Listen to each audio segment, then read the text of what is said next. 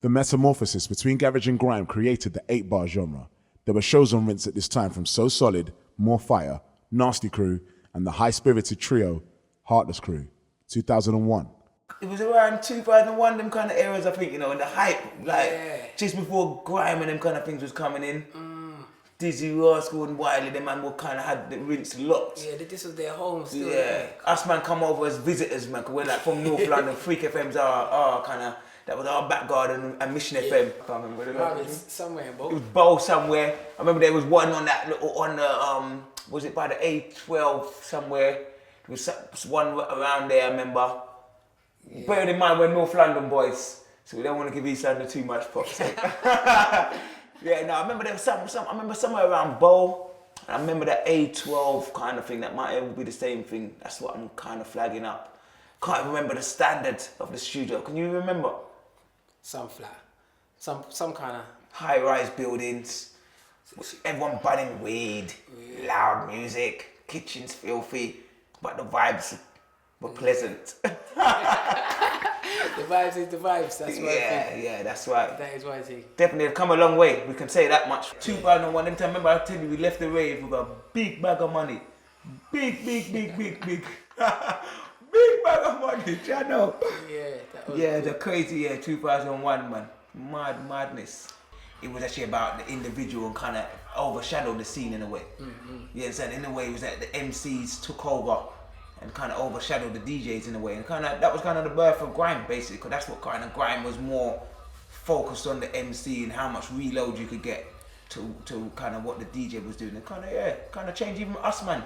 Like, I mean, you know, one thing I have to give Rinse props for, and I mean, I don't know exactly. I mean, it's probably just from the beginning of Rinse, but it was kind of just an outlet for all the MCs, especially people like Dizzy Rascal and Wiley, DJ Slimzy, and kind of the whole kind of page go roll deep movement.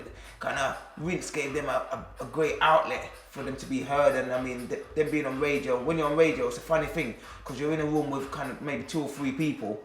You never know how many people are logged on. The phone line is a good indication, but the phone line can be dead some days, and bare people are logged on. So I mean, kind of where you got to see your real response is when you was in a rave. And you might chat some lyrics that you was chatting on radio, and lo and behold, it's like the whole rave knows your lyrics. And I mean, that's a definite point. I'll give props to a station like Rinse FM for. People, you're having fun in a room with 2 or 3 of your mates, and then you go and do the same thing in the rave. It's like, wow, what all you've been listening, you know my lyrics. Like, jeez, like, it's kind of crazy. That kind of feeling there was overwhelming still. I mean, I definitely big up man like Sidewinder also. They were kind of another rave brand. And I mean, they were very instrumental in kind of bringing the MC and the kind of grime sound forward and kind of giving people an outlet. Again, definitely for Dizzy Rascal, I remember there was a CD in particular, might have been around 2001, that he done for Sidewinder. Dizzy Rascal, Slimzy and Wiley, and the CD. I mean, we, like I always say, we were the North London boys. They were kind of our rivals, but geez, this CD here was hard. And that is really what blew Dizzy Rascal up. Yeah, it was crazy. Remember that CD? Yeah, the CD there was a one away, man. Salute for that still. 2001 was the best year for raving.